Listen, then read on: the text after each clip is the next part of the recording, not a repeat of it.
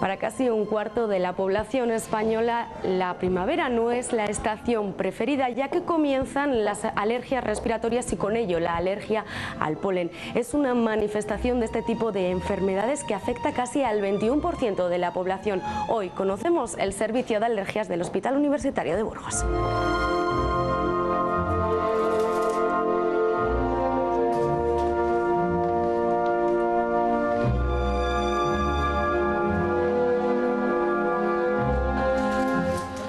Con fuerza, sopla fuerte, fuerte, fuerte, fuerte, fuerte, fuerte, fuerte, fuerte, fuerte, fuerte, fuerte, fuerte, fuerte, fuerte. ¿Qué es lo que ha ocurrido en los últimos años? Oímos en las noticias que ha aumentado las patologías alérgicas. Sabemos que a fecha de hoy prácticamente el 30-35% de la población padece algún tipo de patología alérgica, que es bastante alto y que en los próximos 10 años podemos superar el 45%.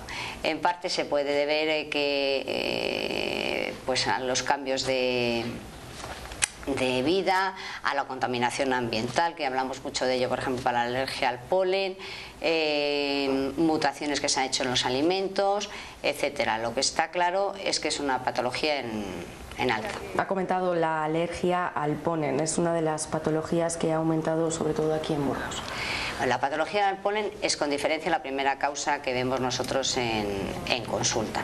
En nuestra provincia, y como saben nuestros pacientes, la primera causa es el polen de gramíneas que polinizan habitualmente mayo y junio. Varía según los años. Por ejemplo, el año pasado, que prácticamente no tuvimos primavera, empezó el 27 de mayo. Este año ha empezado hacia el 9 de mayo, con niveles altos, pero luego con estos fríos, lógicamente, ha vuelto a decrecer.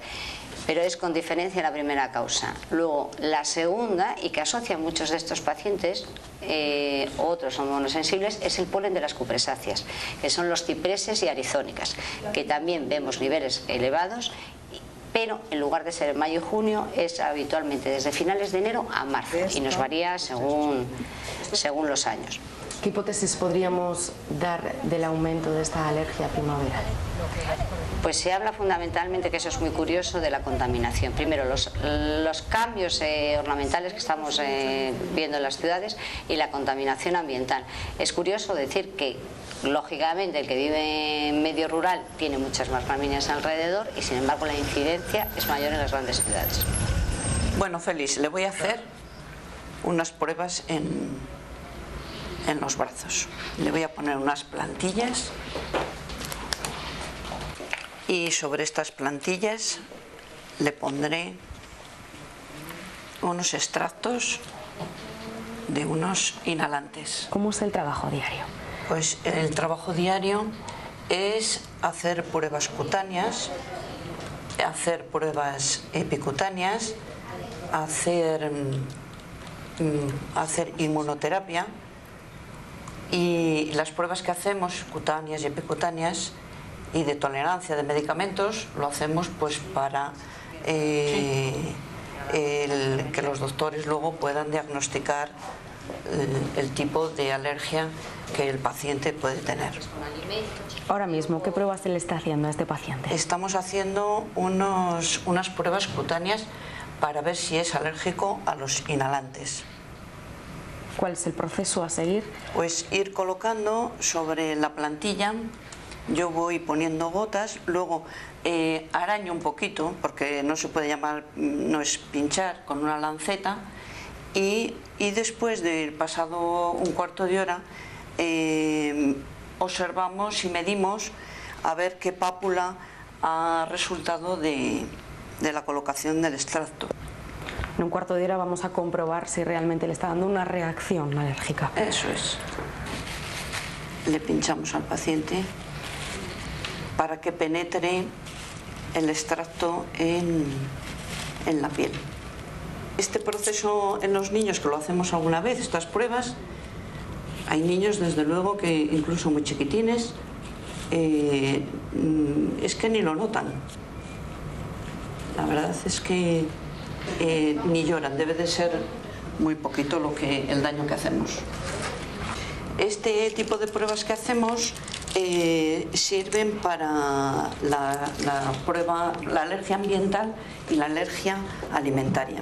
Cuando hacemos alergia a medicamentos, también lo hacemos, es un poquito más doloroso porque introducimos al paciente una aguja intradérmica y lo hacemos para ver las reacciones alérgicas con los medicamentos. ¿Cuántas pruebas al día puede llegar a hacer una enfermera en el servicio de alergias? Pues contabilizando lo que hacemos al final del día, entre 30 a 40 pruebas alérgicas en la mañana. Otro de los motivos de consulta, hablando ya de los niños, de la rama infantil, del perfil infantil, son las alergias alimentarias. Bueno, sí, eso sí que ha aumentado muchísimo en los últimos años. Quiero destacar además que hay muy pocos hospitales en Castilla, yo creo que somos los únicos en Castilla y León que hacemos la alergia infantil, porque verdaderamente es un campo muy amplio y además muy bonito y con novedades. De siempre sabemos que la primera causa de alergia alimentaria infantil es la leche, que lleva a ser casi un 44%, seguido de la alergia al huevo y en tercer lugar de la alergia al pescado. Y dado que la propia evolución natural hace que casi el 85% de los niños alérgicos a la leche a los 5 años nos la tolere y en el huevo pues un 70%, hace años los que persistían los dejábamos estar. Pero desde hace 4 años ya hemos empezado a hacer desensibilizaciones, es decir, a los niños que pasados la edad de 5 o 6 años persiste la alergia tanto a la leche como al huevo, somos capaces de inducirles una tolerancia con pequeñas dosis crecientes poco a poco. Incluso aquellos que tienen una alergia muy extrema y no lo hemos conseguido por el método habitual de desensibilización, les hemos hecho unos pretratamientos con unos anticuerpos que llamamos anti-IgE para poder controlarlos y la verdad es que ha sido un éxito. Alergia a la leche que nada tiene que ver con la alergia en el adulto, tal vez sea la última causa. Sí, en el adulto algunos tenemos, pero desde luego seguramente las últimas etiologías. En el adulto la primera causa serían las frutas, seguido de los frutos secos, porque entre otras cosas existe una similitud proteica entre estos alimentos y los pólenes, con lo cual hay una especie que llamamos de reactividad cruzada. Entonces son las dos causas más frecuentes y ya se seguiría de pescados y mariscos. Pero hay que destacar aquí que es muy importante porque seguramente es la primera causa en el adulto y es el anisakis. Ya sabemos que Burgos es camino de paso del pescado del norte para el centro, es una población que ha consumido siempre mucho pescado, buen pescado y pescado fresco, y dado la existencia del anisakis como parásito en el pescado, yo creo que a fecha de hoy la mayor incidencia es la alergia alimentaria al anisakis simple. Comienzan a salir ahora las avispas, es también un motivo de alergia. Sí, sí, en verano siempre ponemos a nuestros pacientes en aviso, es la época de avispas, las picaduras suelen ser en esta época y no debemos olvidar que casi todos los años hemos tenido algún accidente mortal, entre otras cosas porque aquí en nuestra provincia hay bastante afición a la apicultura. E incluso nosotros tenemos pacientes que estamos vacunando contra el veneno de abeja y no dejan las colmenas, o sea, para ellos es primordial.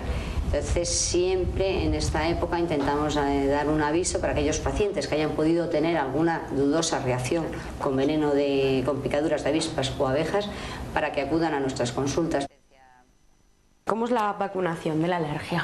La vacunación de alergia es un tratamiento muy importante para nosotros porque cuando diagnosticamos ciertas alergias, sobre todo las respiratorias o las por picaduras de venenos de avispas o de abejas, el único tratamiento que hay para curarlas o por lo menos para que disminuyan los síntomas es la vacunación. La vacunación tenemos dos tipos, una que son unas gotas o unas pastillas que se ponen en la boca, que es la que llamamos sublingual, y otra es la inmunoterapia subcutánea, que es la que administramos aquí.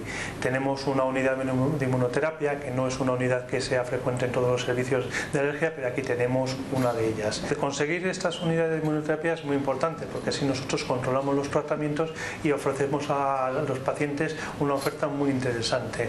Por otra parte, nos ofrece mucha seguridad, porque así lo que conseguimos es que el personal de enfermería está muy bien formado y sepa atender cualquier tipo de problema o de reacción que haya. Las vacunas es un tratamiento totalmente personalizado. Nosotros, dependiendo del tipo de alergia que tiene el paciente, que no todas están indicadas a la vacunación, cuando ya pensamos que es lo mejor que se le puede ofrecer para curarse su alergia, es un tratamiento totalmente personalizado. Es decir, nosotros mandamos a los laboratorios que le hagan un preparado especial. Una inyección que ponemos aquí en la parte posterior del brazo y con unas jeringuillas. Nosotros tenemos aquí guardados en frigorífico, porque eso es lo importante, guardarlo en frigorífico, las vacunas. Estas vienen en unos viales que se conservan, como os he comentado, en el frigorífico, nunca se pueden congelar, y luego nosotros aquí recogemos al paciente y con unas jeringuillas de subcutánea es lo que se pone aquí en el brazo. Es muy importante que los pacientes que las tengan en su casa, que se las administren en los centros de salud, las guarden siempre en el frigorífico. Nosotros sí que le tenemos conservado a una temperatura siempre ideal para ello, pero en los frigoríficos normales el mejor sitio para guardarlo es la puerta, porque aquí nunca se van a congelar y nunca se van a estropear. Pasados 15-20 minutos comprobamos si hay una reacción alérgica. Quitamos la plantilla y observamos que aquí no ha habido ninguna reacción en la piel. Quitamos esta otra, normalmente en el orden como lo hemos pinchado, y aquí comprobamos que sí, que hay una pápula que medir. La medimos en milímetros, se hacen 2 mediciones de la pápula. ¿Cuánto tiene que medir para comprobar? Esta pápula mide 10 por un lado, 18, 9. Lo anotamos.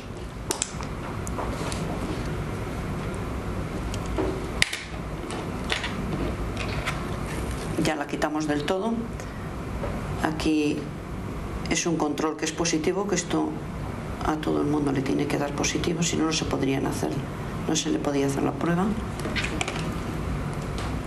Y luego comprobamos que las que hemos desdoblado, las gramíneas, que por la historia clínica el facultativo ya sabía que podía ser que le diera reacción alérgica, pues hemos comprobado que tiene unas pápulas que hay que medir también. Bueno, ahora vamos a hacer otra de las pruebas que se hacen cuando los pacientes vienen a revisión. Aquí está mi compañera que va a hacer una espirometría a un paciente.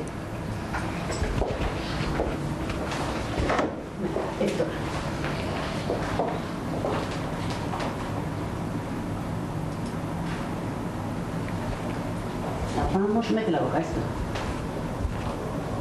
Vas cogiendo, te vacías por completo. Sigue y coge de nuevo. ¡Sopla fuerte! Venga, sigue. Perfecto. Ahí estás. ¿Qué es lo que le ocurre, Ana, a este paciente para realizarle la espirometría? Este paciente tiene asma y se le está haciendo la espirometría coincidiendo con la época de polinización de las gramíneas. Para poder medir el polen que hay en nuestra ciudad, contáis en el servicio con un laboratorio, ¿verdad? Sí, contamos con un laboratorio. Lo principal para medir el polen son los captadores que tenemos en el tejado del hospital. No todos los servicios de alergia constan y todos los hospitales constan o tienen unos captadores de polen. Los captadores de polen y medir el polen para nosotros es muy importante, por 2 cosas principalmente.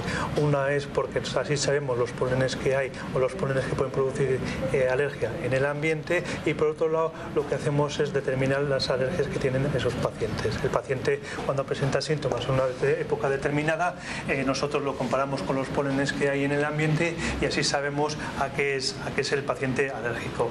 ¿Con qué tecnología se cuenta en este laboratorio? Nosotros tenemos dos captadores que la verdad que los que se utilizan en el resto del mundo son unos captadores estupendos que funcionan muy bien y que son los que tienen avalados internacionalmente. Nosotros, claro, el polen la gente lo ve, lo confunde con las pelusas pelusas que hay en esta época, pero bueno, las pelusas no tienen nada que ver, son semillas de los chopos. El polen no se ve a simple vista, es un polen que tenemos que ver a microscopio. Y además encima les tenemos que teñir. Tenemos un aparataje que lo que conseguimos es teñir esas preparaciones de polen, que van sobre unas bandas de plástico, que es lo que recoge el captador, y luego pues los tenemos que mirar al microscopio, como está viendo Soraya. Nosotros las lecturas de los polenes las hacemos todo el año. Generalmente una vez a la semana, y en las épocas que hay más polen que hay de gramíneas y de otros polenes, que principalmente es mayo o junio, las hacemos diariamente. El servicio de alergias del Hospital Universitario de Burgos está formado por 6 facultativos, 6 enfermeras, un auxiliar de clínica y 3 auxiliares administrativos. Un servicio que destaca con respecto a otros hospitales porque sus facultativos tratan todas las patologías de su especialidad.